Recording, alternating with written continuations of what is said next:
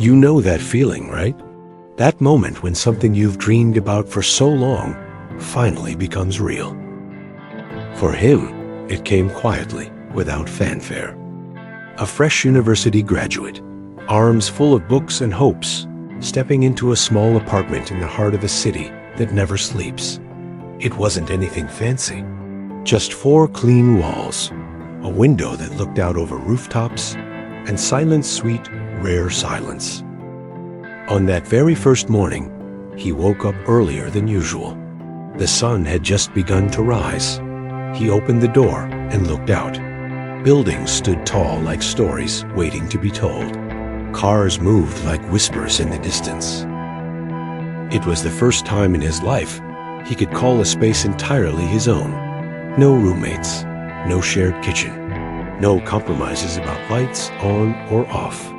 Just him, the quiet, the stillness.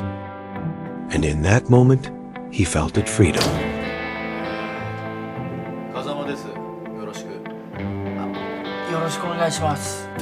It wasn't just about the apartment. It was about who he was becoming. The boy who once studied under flickering lights, the one who saved every little penny, the one who dared to dream, he had arrived. Of course, the city was loud. Outside, life moved fast. But here in this tiny apartment, in this corner of the world, he felt calm, safe, capable.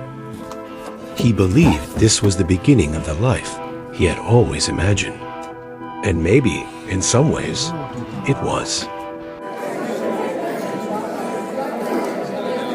But like many beginnings, the stillness didn't last. A few days passed, and the nights started to change. At first, it was subtle, barely noticeable. A dragging chair from the apartment above. A laugh too loud in the hallway. Footsteps echoing at odd hours. Then it grew. Music pulsing through thin walls. A thud, a bang, a shuffle. Every sound seemed amplified at night, just when his body craved rest the most. He'd lay there, eyes open, staring at the ceiling, counting seconds between each noise, wondering if it would stop, hoping it would. Sometimes it did. Most times, it didn't. He didn't blame anyone. That's just how cities work. Still, fatigue began to creep in. His mornings, once filled with light and purpose, started to feel heavy. He wasn't angry, just disappointed. He began to ask himself silent questions. Maybe I wasn't ready for this. Maybe I was too quick to think this was the dream. Maybe I expected peace in the wrong place. But here's the thing, he didn't give up. Instead of resisting the noise, he tried to live alongside it. And most importantly, he began opening his world. Slowly, something shifted. He met the couple next door, a young wife with a gentle voice and a husband who always laughed with his whole chest. They had been living there for years. They knew every creak in the walls, every mystery behind the strange sounds.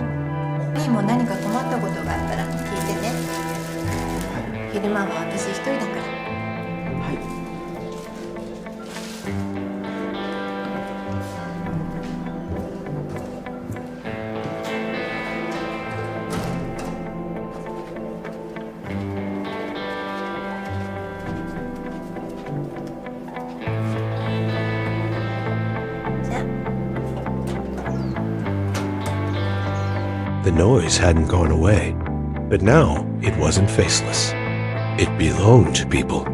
People who, like him, were just trying their best to live. And somehow, knowing that made all the difference.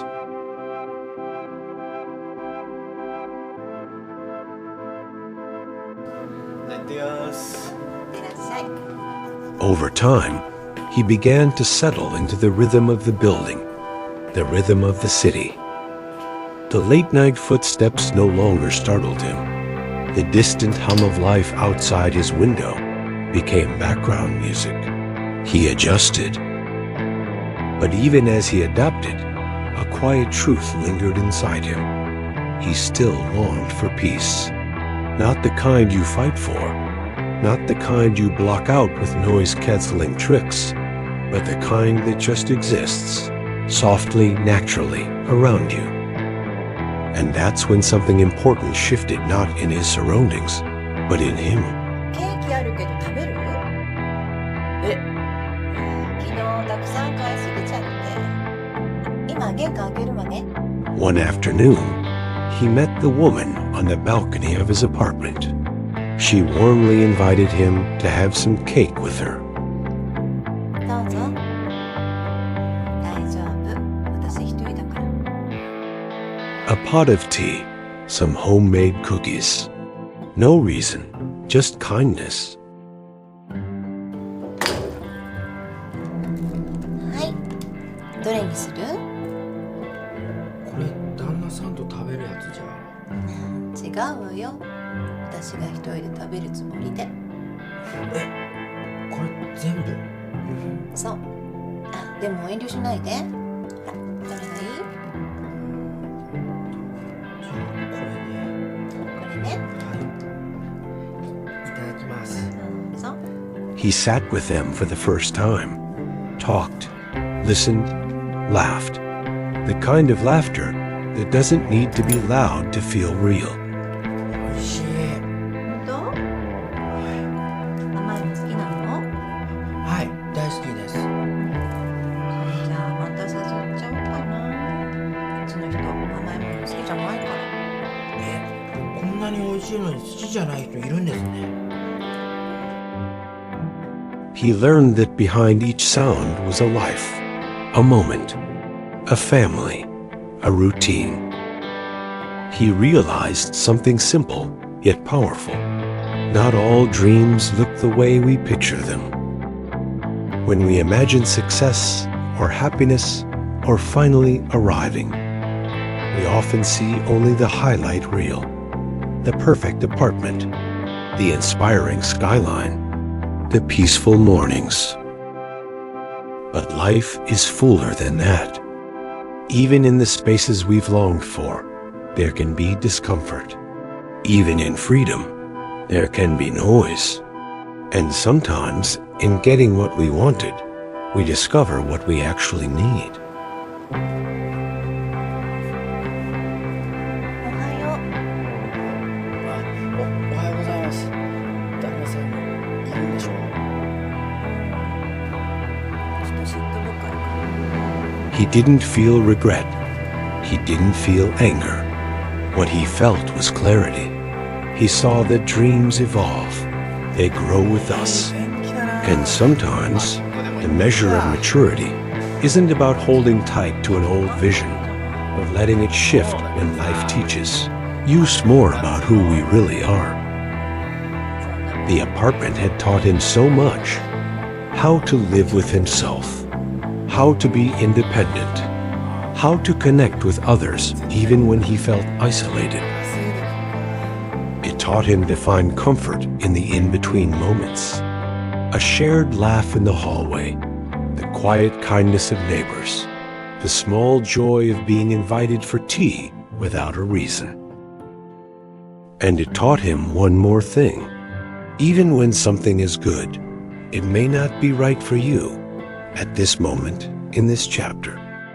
There was no failure in this realization, no shame, no sadness, only understanding.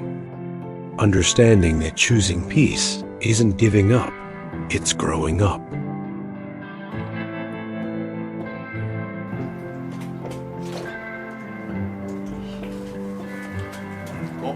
よう。あ、おはようございます。じゃいってらっしゃい。あ、待て待て待て。昨日彼女来てたし。おい、ある声だったぞ。お前のだけ。あ、いい彼女じゃん。俺に紹介して。いやいやいや。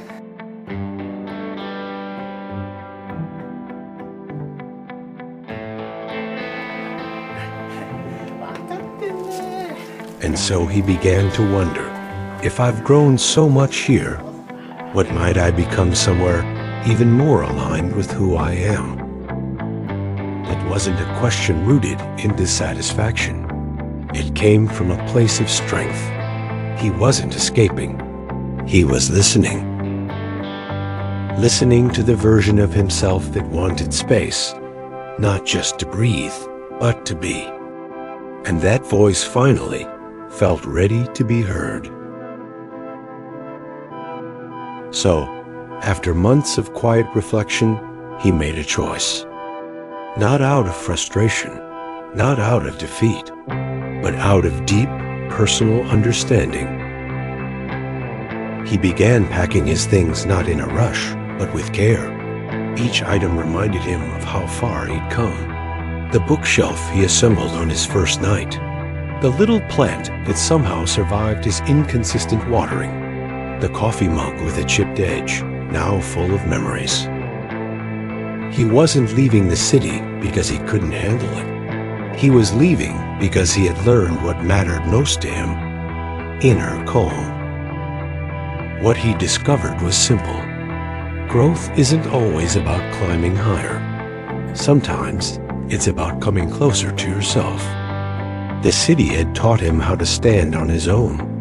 It gave him the tools to live, to connect, to reflect. He still remembered the laughter from his old neighbors, the warmth of a shared cup of tea, the life lessons wrapped in noise and neon lights. And he carried those memories with gratitude, not longing, because peace wasn't something he found in silence. It was something he made room for in his life. In the end, he didn't regret the dream. It led him here. He simply understood that sometimes moving on isn't walking away from something. It's walking towards something deeper, a life that fits, a rhythm that matches your own, a version of yourself you can finally hear clearly. Life isn't always what we expect, but that's what makes the journey of growing up special. Sometimes, leaving the hustle and bustle isn't an escape, but the first step to finding true peace.